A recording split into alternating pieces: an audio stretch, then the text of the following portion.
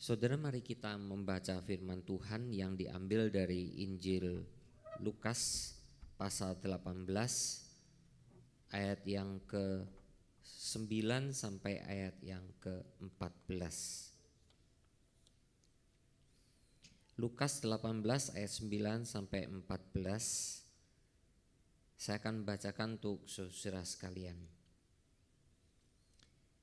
Dan kepada beberapa orang yang menganggap dirinya benar dan memandang rendah semua orang lain, Yesus mengatakan perumpamaan ini.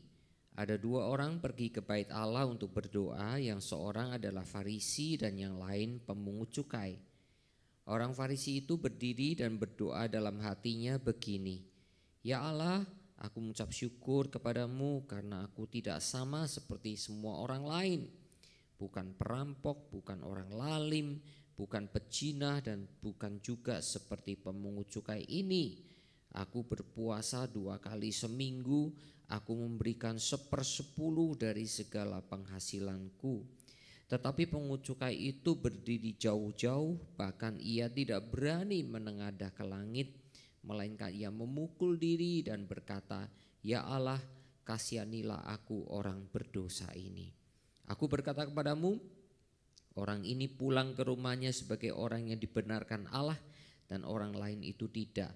Sebab barang siapa meninggikan diri, ia akan direndahkan, dan barang siapa merendahkan diri, ia akan ditinggikan. Saudara, saya diberikan tema religious pride and gospel humility. Saudara, ketika saya mempersiapkan bagian ini, khususnya mengenai perumpamaan Tuhan tentang pemungut cukai dan orang Farisi ketika datang ke bait Allah. Yang satu begitu bangga dengan apa yang telah dijalankan dalam keagamaannya, sedangkan yang satu memang juga beragama karena datang ke bait Allah, tetapi tidak berani menengadahkan mukanya ke langit. Dia hanya menundukkan dirinya, menundukkan kepalanya, dan mengatakan, "Ampunilah aku orang yang berdosa ini." Saudara, dua sikap orang yang berbeda ketika datang ke rumah Tuhan. Nah, begitu pula yang kalau kita mau refleksikan pada diri kita menjadi orang seperti apa, ya? Kita seperti orang Farisi itu atau seperti pemungut cukai? Saudara, kalau saudara ingat pada waktu saya berkhotbah di minggu-minggu Prapaskah mengenai Yesus disalibkan. Saudara, ternyata juga orang Yahudi banyak yang disalibkan. Jadi bukan hanya Yesus yang disalibkan. Banyak orang Yahudi. Nah, di pemerintahan dinasti Hasmonean itu orang Yahudi itu yang memerintah. Karena penasehat-penasehat rajanya itu kebanyakan orang Saduki yang menguasai bait Allah. Nah, pada waktu itu abad kedua muncul gerakan orang Farisi. Muncul gerakan ini yang membuat banyak orang Yahudi ikut gerakan orang Farisi. Dulu di zaman Esra, ya Esra itu abad ke-5 sebelum Masehi, ketika orang-orang Israel dari pembuangan Babel boleh pulang ke tanah perjanjian. Lalu Esra memimpin, itu abad ke-5 sebelum Masehi. Jadi kira-kira tahun 490-an sebelum Masehi. Esra diizinkan pulang, lalu disitulah Esra merombak. Nah, itu muncul namanya golongan ahli Taurat. Ahli Taurat itu kembali belajar kitab suci, kembali belajar Taurat, ya. Diartikan bagaimana? Nah, itulah Esra. Nah, lalu abad kedua sebelum Masehi itu muncul golongan orang Farisi karena melihat apa? Orang-orang Yahudi itu kehidupannya nggak beres. Mungkin mereka mengenal kitab suci, tetapi kehidupannya nggak beres, istilahnya tingkah lakunya. Nah, orang Farisi ini membenahi tingkah laku mereka. Nah, akhirnya karena orang Saduki begitu kesel sama orang Farisi, lalu minta orang-orang Farisi disalibkan. Jadi saudara, orang Farisi ini sebetulnya tujuan mula-mulanya baik, saudara. Apa? Membenahi tingkah laku. Mungkin orang Yahudi yang omongannya kasar dikasih tahu, jangan omong kasar ya. Ya, tunjukkan omonganmu omongan yang baik. Ya, mungkin suka sebelumnya suka mukul-mukul orang, marah-marah kepada orang. Jangan begitu, kesaksianmu nggak benar.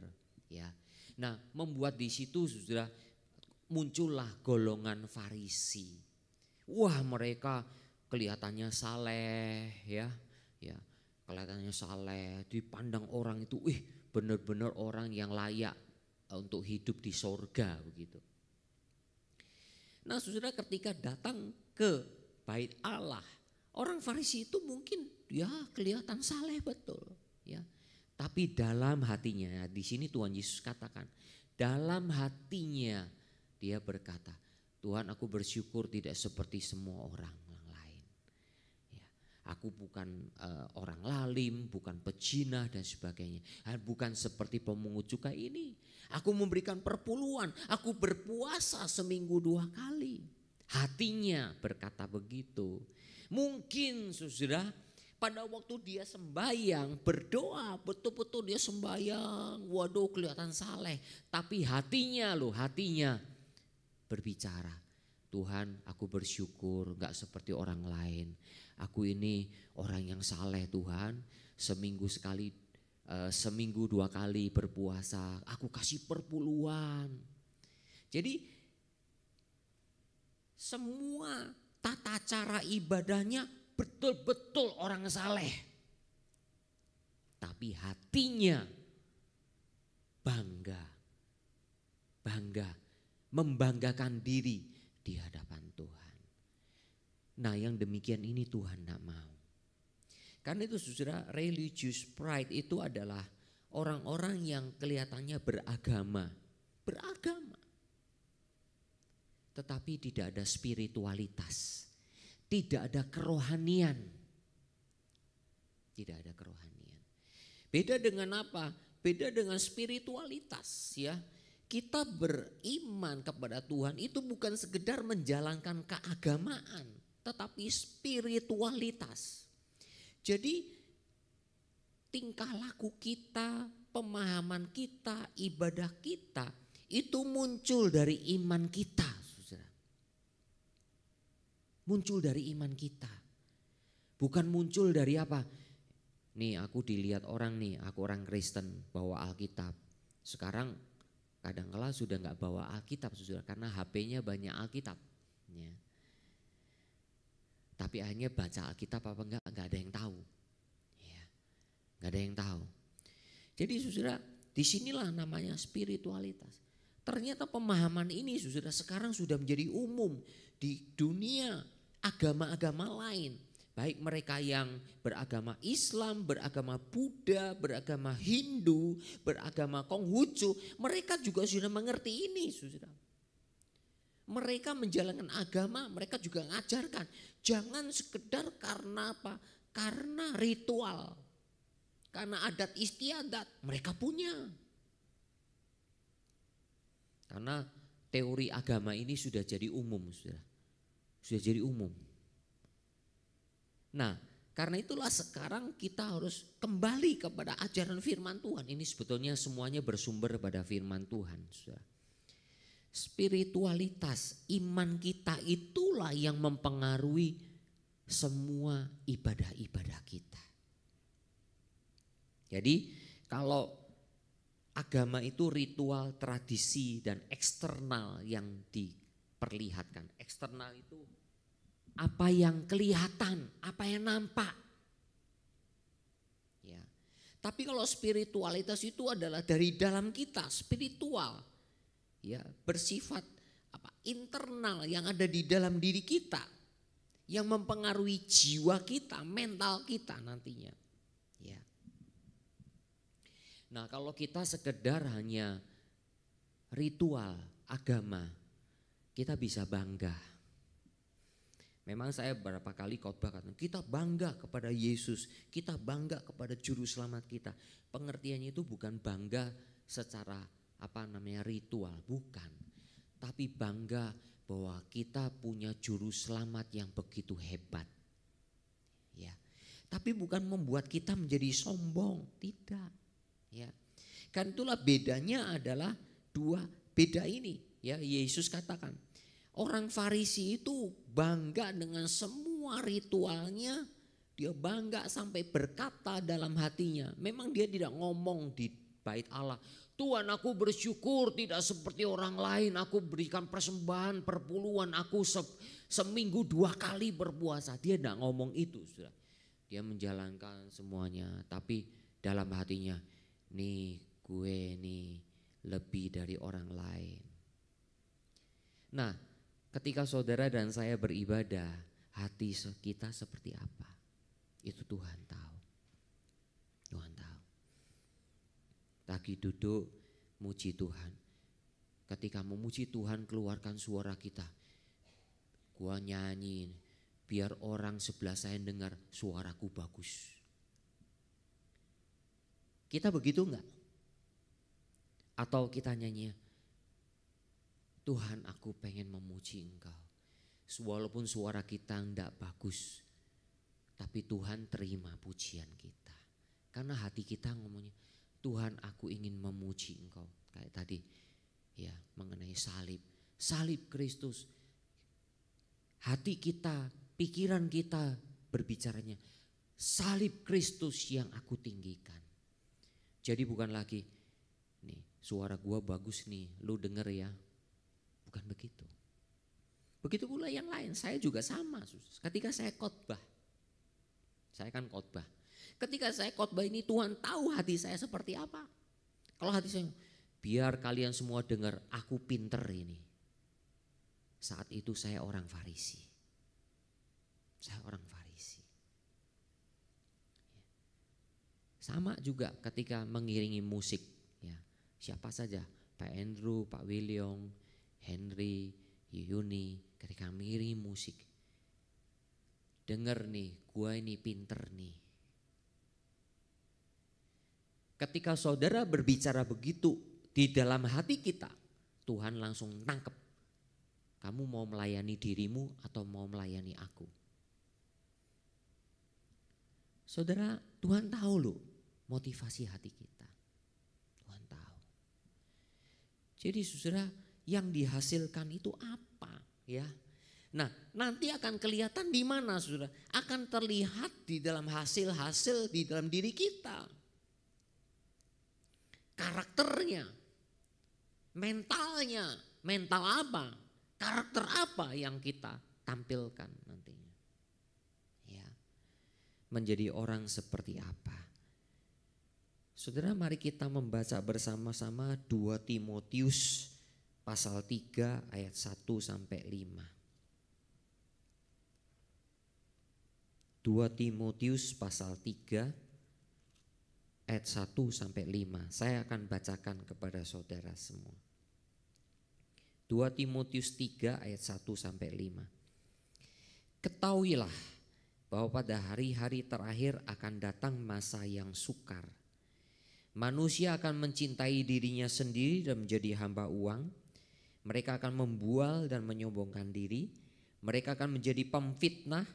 Mereka akan berontak terhadap orang tua dan tidak tahu berterima kasih, tidak mempedulikan agama, tidak tahu mengasihi, tidak mau berdamai, suka menjelekkan orang, tidak dapat mengekang diri, garang, tidak suka yang baik, suka mengkhianat, tidak berpikir panjang, berlagak tahu, lebih menuruti hawa nafsu daripada menuruti Allah. Secara lahiriah mereka menjalankan ibadah mereka, tetapi pada hakikatnya mereka memungkiri kekuatannya. Jauhilah mereka itu. secara lahiriah menjalankan ibadahnya, tapi memungkiri kekuatannya. Apa itu memungkiri kekuatannya? Ibadah seharusnya bahasa Yunaninya proskuneo. Ibadah itu ditunjukkan dengan proskuneo, betul-betul bersujud merendahkan diri di hadapan Tuhan. Ketika merendahkan diri di hadapan Tuhan, itu berarti apa? Kita mau dibentuk oleh Tuhan, hati kita, karakter kita, mental kita, pikiran kita. Oleh Tuhan, kita mau dibentuk. Betul-betul sujud, Tuhan bentuklah aku. Tapi hanya lahiriah, membungkiri kekuatannya. Padahal proskuneo, ibadah yang betul-betul di hadapan Tuhan. Ibadah itu mengandung kuasa untuk merubah kita. Tapi tidak terjadi. Orang Farisi tidak berubah. Memang kelihatannya saleh. Ya baik, kelihatan sama semua orang baik. Kelihatannya beribadah. Tapi hati mereka penuh tulang belulang. Penuh kebanggaan. Apalagi kalau ternyata apa? Karakternya enggak berubah. Sehingga yang tadi di Timotius katakan menyombongkan diri, berlagak tahu, ya, tidak mengasihi, suka memfitnah, suka berkhianat dan sebagainya. Nah, saudara yang kasih oleh Tuhan, kita ini menjadi orang Kristen yang seperti apa? Betul-betul adalah gospel humility atau enggak? Kerendahan hati. Seperti Tuhan kita. Tuhan tidak pernah bangga. Walaupun Tuhan dipuji-puji sama murid-muridnya, Tuhan tidak pernah bangga. Karena dia tahu yang memuji-muji dirinya itu semuanya puji-pujian yang sia-sia. Pujian karena apa? Sudah melihat mujizat. Pujian karena apa? Sudah kenyang. Pujian karena apa? Puas secara emosi saja. Tapi tidak pernah merubah mereka. Karena yang memuji-muji Hosana itu enggak lama kemudian salibkan dia. Gampang sekali. Itu Paulus masih menuliskan juga. Yang dipuji oleh manusia itu cepat selesai. Tapi yang dipuji Tuhan itu tahan uji. Yang dipuji Tuhan itu tahan uji. Kayak itu orang pemungut cukai itu dipuji Tuhan. Pemungut cukai itu pulang dengan dibenarkan oleh Allah. Tetapi orang Farisi itu pulang menerima upahnya dan tidak dibenarkan oleh Tuhan. Saudara, itulah di saat-saat penantian Jumat Agung lusa. Kembali lagi sudah kita melihat kepada Yesus Tuhan kita. Dia tahu kapan waktunya bicara. Dia tahu kapan waktunya tidak bicara. Dia tahu kapan waktunya melakukan ini dan kapan waktunya tidak melakukan itu. Karena ya saudara sekali lagi jangan punya pikiran dalam hati kita. Yesus kan Tuhan jadi tahu semuanya. Nah aku kan bukan. Saudara jangan berkata begitu loh. Kalau Yesus adalah Tuhan, mengapa tiap pagi-pagi Yesus berdoa? Kalau betul Tuhan kan tahu semuanya, ngapain berdoa?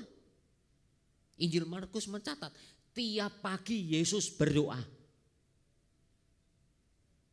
Kenapa Yesus tiap pagi berdoa? Katanya Tuhan Maha Tahu. Kenapa tiap pagi berdoa? Karena Tuhan memberikan contoh. Walaupun dia Maha Tahu, dia tetap berdoa. Itulah namanya kerendahan hati. Itu saya katakan Yesus itu sangat gentleness, lemah lembut. Gentleness itu menghadapi semuanya dengan apa? Dengan tegar, dengan sungguh-sungguh. Dia mau menerima semuanya, dihina apapun dia tidak balas. Artinya bukan tidak balas dalam arti ngalah, tidak. Ngapain membalas orang yang begitu? Gak usah. Dia bicara dengan Pilatus. Waktunya Pilatus perlu dikasih tahu, kasih tahu. Kamu enggak tahu, saya punya kuasa melepaskan engkau. Kuasa itu bukan dari diri kamu, kalau tidak diberikan dari atas. Akhirnya Yesus katakan, kalau kamu tahu kebenaran. Karena dia ngomong, kamu sebagai raja kan. Kalau aku raja di dunia, sudah ada pasukanku yang akan datang.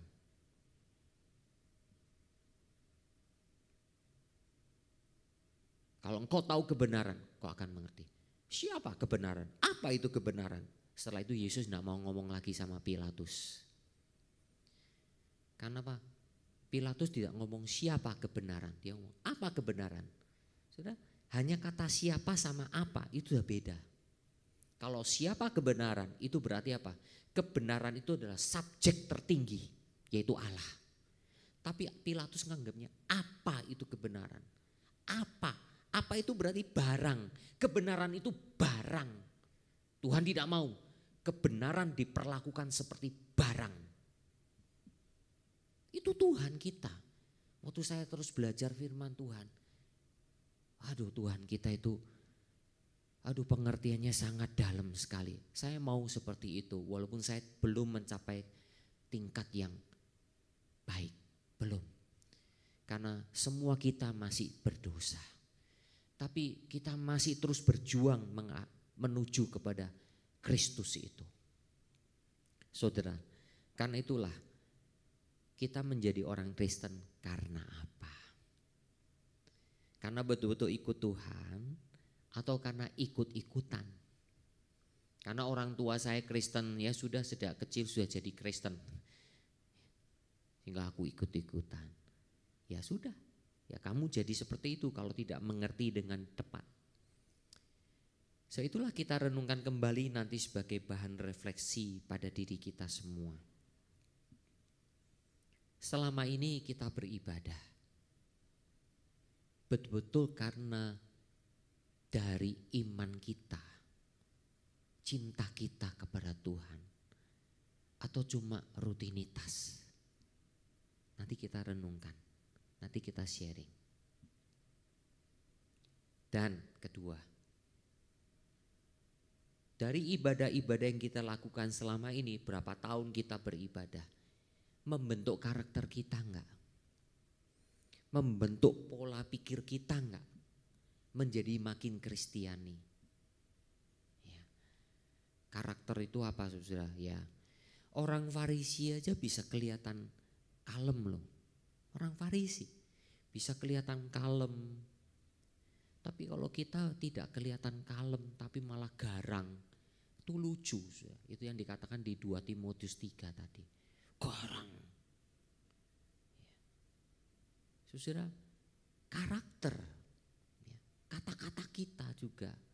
Apakah kata-kata kita itu membangun atau justru memfitnah? Kata-kata kita itu betul-betul memberikan penghiburan atau manas-manasi orang lain. Mari kita refleksi, saudara. Kalau ternyata ibadah itu tidak punya kuasa mengubah karakter kita, inner beauty life di dalam diri kita, apa gunanya kita beribadah? Kita cuma jalankan ritual, kegiatan agama saja. Ternyata itu bukan bagian dari spiritualitas dalam hidup kita. Mari kita berdoa.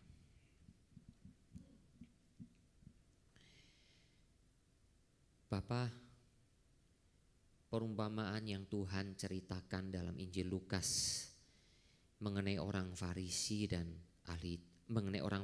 dan pemungut cukai, sama-sama datang ke bait Allah dan mereka berdoa. Si Farisi berdoa dengan semua tata cara ibadah yang benar, berlutut menyembah Tuhan, mungkin mengucapkan doa-doa dari tradisi Yahudinya. Tetapi dalam hatinya dia berbicara lain. bersyukur tidak seperti orang lain, berpuasa seminggu 2 kali, memberi perpuluhan tidak seperti pemungut cukai. Ternyata ibadahnya cuma ritual. Sehingga semua doanya, ibadahnya tidak diterima oleh Tuhan. Sementara pemungut cukai tidak berani menengadahkan kepalanya ke atas, tidak berani melakukan semua ritual itu. Dia hanya menepuk-nepuk dadanya sambil menangis, berseru, "Ampunilah aku orang berdosa ini Tuhan." Dan disitulah pemungut cukai pulang dengan dibenarkan oleh Tuhan. Bapa, selama ini kami datang kepadamu. Apakah betul karakter kami, mental kami, cara berpikir kami diubah oleh Tuhan? Atau ternyata mental, karakter kami, hati kami, pikiran kami masih seperti dulu dan tidak pernah ada perubahan? Berarti kalau demikian sangat berbahaya Tuhan. Kami hanya menjalankan ritualitas sebagai orang Kristen. Tapi ternyata tidak ada spiritualitas, tidak ada iman yang bekerja, yang mengubah hidup kami. Tolonglah ya Bapa. Sebentar kami akan dibagi kelompok untuk coba sharing dan coba berdoa bersama-sama. Tuhan yang pimpin kami.